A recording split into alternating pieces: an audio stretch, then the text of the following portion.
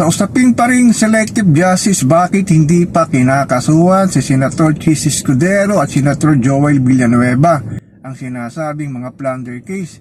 Dapat walang sinisino kahit nasa kaalyado pa sa Maruria, basta nandambong sa ating mahal na inang bayan, dapat kasuhan eh.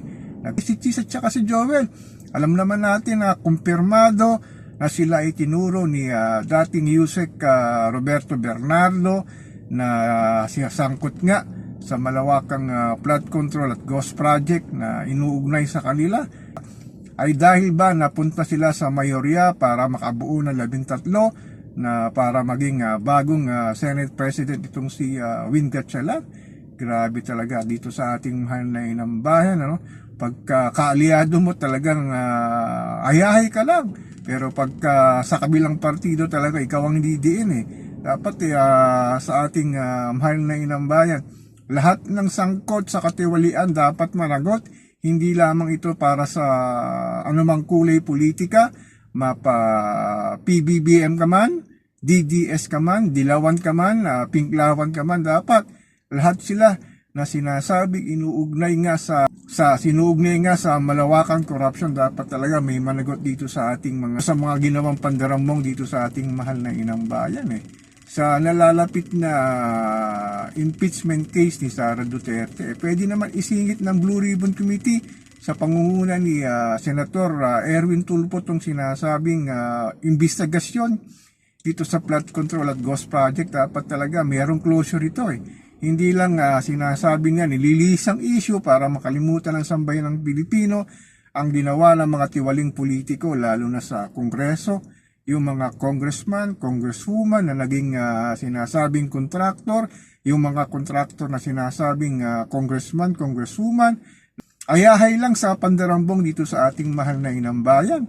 Isama pa natin dito mga ilang kumpirmadong senador nga na nakakuha din na sinasabing kickback nga sa flood control sa pamamagitan pagdi-deliver ng mga mali-maletang salapi sa kanilang mga sinasabing mga contact sa mga sinasabing mga project engineer na sinabi nga ni Yusek Roberto Bernardo na totoo na ang sinasabing pandarambong dito sa ating mahal na inang bayan. Wag lang dapat mapokus ang issue sa sinasabing dating Senador Ramon Bong Revilla Jr. at kasulukuyang senador na si Jingo Estrada. Dapat din ang mga tinutulong sangkot ay dapat managot. Nakakalungkot lang dito sa ating mahal na inang bayan. Kawalan ng magandang infrastruktura, lalo na sa kanayunan yung mga batang nag-aaral. Nakikita natin gumagamit ng styrofoam na tumatawid sa ilog sa pamamagitan ng mga tinali lang sa magkabilang dulo ng sinasabing mga ilog. Talagang kahit rumaragasa, yung mga bata nakikipagsapalaran, makatuto lamang at makapag-aral lamang.